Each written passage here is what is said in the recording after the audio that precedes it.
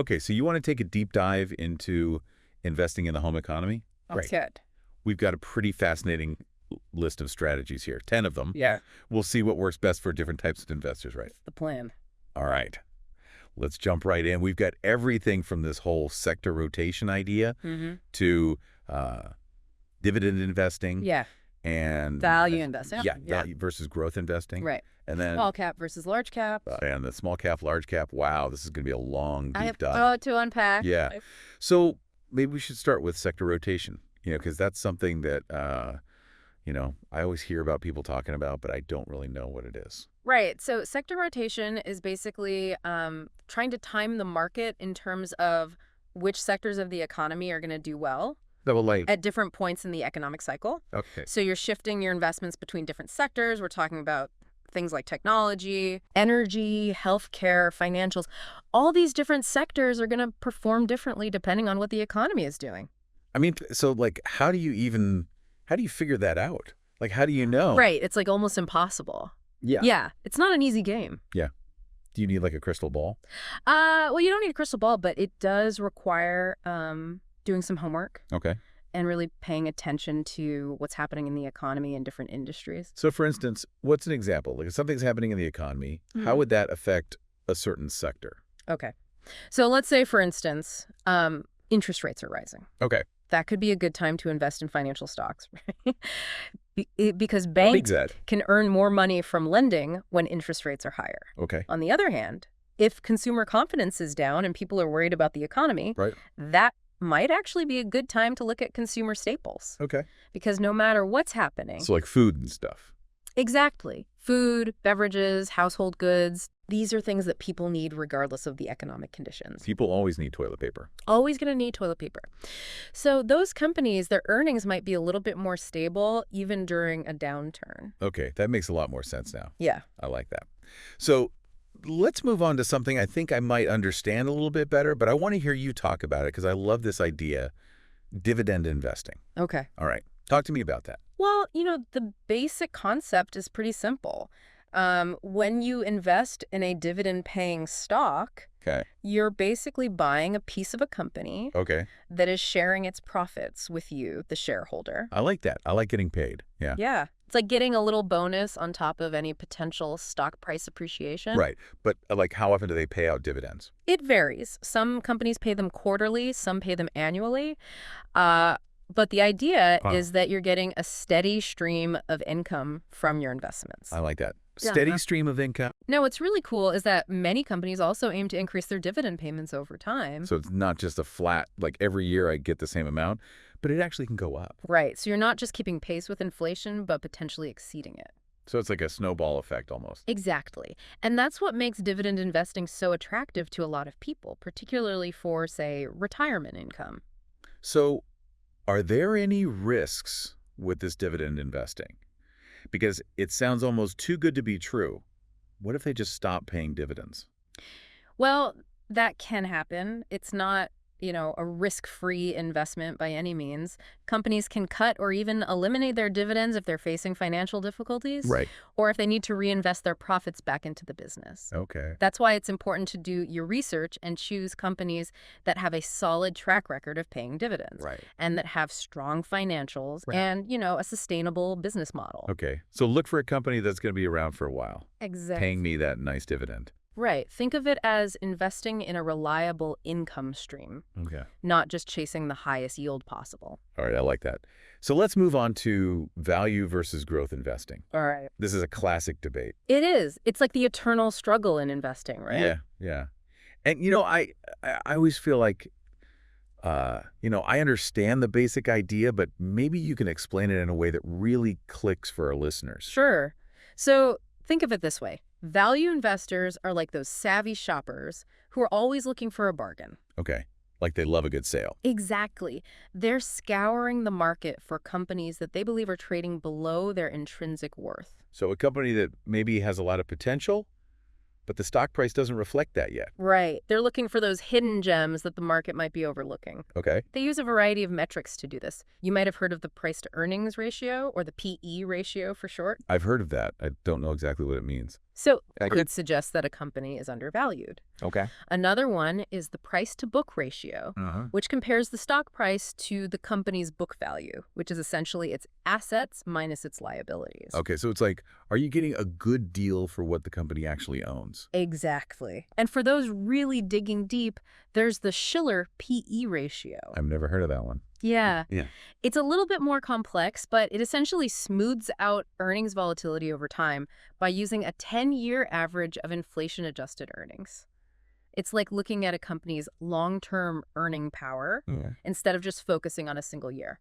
So, taking the long view rather than just what's happening right now. Right. Now, on the flip side, you've got growth investors. Right. And they're more like those venture capitalists who are willing to bet on the next big thing. Okay. Like they're looking for the next Tesla or Apple or something like that. Exactly. They're looking for companies with high growth potential. Okay. Even if the current valuations seem a little bit high, they're less concerned with, those traditional value metrics. Right. And more interested in things like revenue growth, market share gains, and having some kind of competitive edge that's going to propel that company forward. So it's like betting on the future potential rather than what's happening right now. Exactly. They're willing to pay a premium for that growth. And I imagine growth investing is a little bit riskier, right? Well, it certainly can be. There's no guarantee that those high growth expectations are going to materialize. Okay. And if they don't, the stock price could take a hit. So are these two strategies, value and growth, mutually exclusive? Like, do you have to choose one or the other? Not necessarily. There are many investors who actually try to blend the two approaches. Yeah. They might look for companies that are maybe undervalued, but also have exciting growth prospects. Oh, so like finding a company that has both. That's the sweet spot. Exactly. It's about finding that right balance for you and your individual risk tolerance and investment timeline. Right. I like that. So speaking of finding the right balance, how about we talk size? Okay. Small cap versus large cap investing. This is another one that I think a lot of people hear about but maybe don't fully understand. Sure. Yeah, it can be a little bit confusing. So the basic distinction comes down to market capitalization, which is basically the total value of all of a company's outstanding shares. Okay. So that's how much the company is worth on the stock market. Exactly. So small cap companies are those with relatively smaller market capitalizations. Okay. Typically in the range of, say, $300 million to $2 billion. Okay. While large cap companies are the big boys on the block, like, Apple, Microsoft, Amazon. We're talking hundreds of billions or even trillions of dollars in market cap. Okay. So now how does that size difference affect investment strategies? Well, small cap companies often have more room to grow. Okay. They're not as established as the large caps. Right. So there's more potential for them to expand their market share. Develop new products and services and just really take off. But that also sounds like it could be riskier. Right. It certainly can be. Smaller companies tend to be more volatile. Okay. They might not have the same financial resources or the track record as the larger companies. Right. So their stock prices can fluctuate more dramatically. So more risk, but also more potential reward. Exactly. It's that classic risk-reward trade-off. Okay. Now, what about the large cap companies? They're obviously a little bit more stable, right? They tend to be. They've got a proven track record, often pay dividends, and they're generally considered to be less risky than small caps. So it's like kind of a trade-off between potential for growth and stability. Exactly. Now, this actually ties back to our earlier discussion of value versus growth investing. Okay. Because small cap companies are often seen as growth plays, while large cap companies can sometimes be considered value plays. Okay, I see. So when thinking about small cap versus large cap, it's also important to consider that, value versus growth aspect. Absolutely. And it's also really important to remember diversification. You don't want to put all your eggs in one basket, whether it's small cap or large cap. So mix it up a little bit. Spread your investments across different company sizes, different sectors, different asset classes. That's key to managing risk. All right. I like that. So speaking of, making a difference with your investments, what about ESG investing? Oh, that's a great one. Yeah. This is something I'm really fascinated by because it's not just about making money. It's also about, investing in companies that are doing good in the world. Right. It's about aligning your values with your investments. Yeah. So ESG stands for environmental, social, and governance. That's right. And it's basically looking at how companies are performing in those areas. Exactly. So ESG investors are taking into account a company's environmental impact, their social responsibility, and their corporate governance practices. So, like, are they polluting the environment? Are they treating their workers fairly? Are they being transparent and accountable? Right. All of those things are important to ESG investors. They believe that companies with strong ESG profiles are better positioned for the future. Okay. Because they're managing risks, they're building trust with stakeholders, Right. and they're adapting to a changing world where sustainability is increasingly important. So it's like investing in companies that are not just good for your portfolio, but also good for the world. Right. Doing good while doing well. I like that.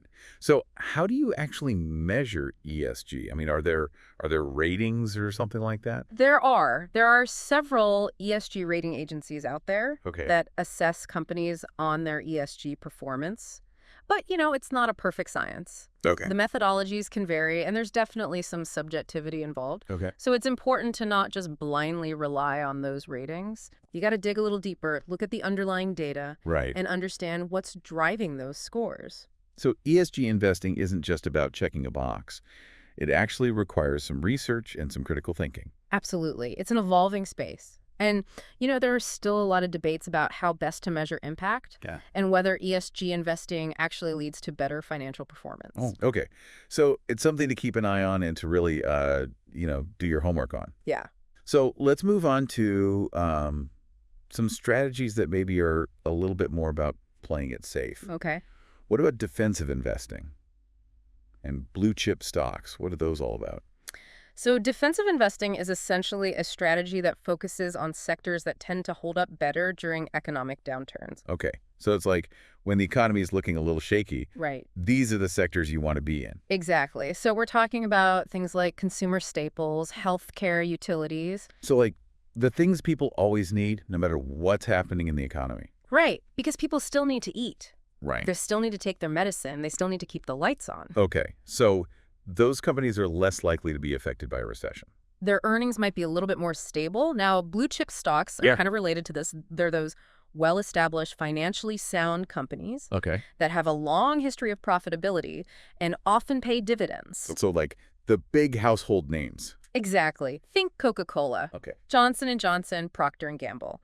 These companies are often seen as safe havens during turbulent times. All right. So defensive investing in blue chip stocks, it's about stability over maybe spectacular growth. That's right. You're prioritizing capital preservation and steady income. So is there ever a time when these strategies are not appropriate? Well, if you're young and you have a long time horizon, you might be more comfortable taking on more risk. Right. But for, say, someone who is approaching retirement or who is just very risk averse, defensive investing can be a really valuable part of their portfolio. Okay, that makes sense. So last but not least. Index funds. Index funds. I've heard so much about these. Everyone's talking about them.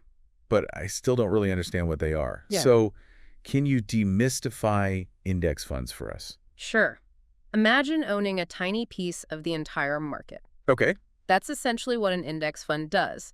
It tracks a specific market index. Okay. Like, for example, the S&P 500, which is a basket of 500 of the largest publicly traded U.S. companies. Okay. So instead of trying to pick individual stocks, you're just buying the whole market in one go. Okay, that sounds pretty easy. It is. And it's also a very cost-effective way to invest. Okay, why is that? Because index funds are passively managed. Okay. Which means they're not trying to beat the market. They're just trying to match it. Okay. So their fees are typically much lower than actively managed funds. So I'm getting diversification, I'm getting low fees, and I don't have to do a whole lot of work. Right. You're basically outsourcing your stock picking to the index. Okay, I like that. Yeah. So it sounds like index funds can be a really good option for a lot of investors. They can be. They're a great way to build a diversified portfolio without having to spend a lot of time and money on research and trading. Okay. Well, wow, we've covered a lot of ground today. We sure have. From sector rotation to dividends to ESG investing to index funds. It's amazing how many different approaches there are to investing in the home economy. Yeah, it's pretty fascinating how many options are out there. Yeah. And it's clear that there's no one-size-fits-all approach, right? Absolutely not. And it's all about finding the right strategy for you, for your individual goals, your risk tolerance, and your time horizon. So what's the key takeaway from all this? I would say the key takeaway is that knowledge is power. Okay. The more you understand about different investment strategies, the better equipped you'll be to make informed decisions about your money. Right. And, we didn't even get into the impact of interest rates and inflation on all these different strategies. But I think that's a topic for another deep dive. Absolutely. But for now, I hope this gives our listeners a solid foundation for their home economy investment journey. Yeah. Hopefully they feel a little more confident, ready to start exploring. And most importantly, remember to do your homework. Always do your homework. Don't just take our word for it. Go out there, do your own research. Exactly. And find what works best for you. And have fun. Have fun investing. All right, thanks for joining us on this deep dive. We'll see you next time. See you later.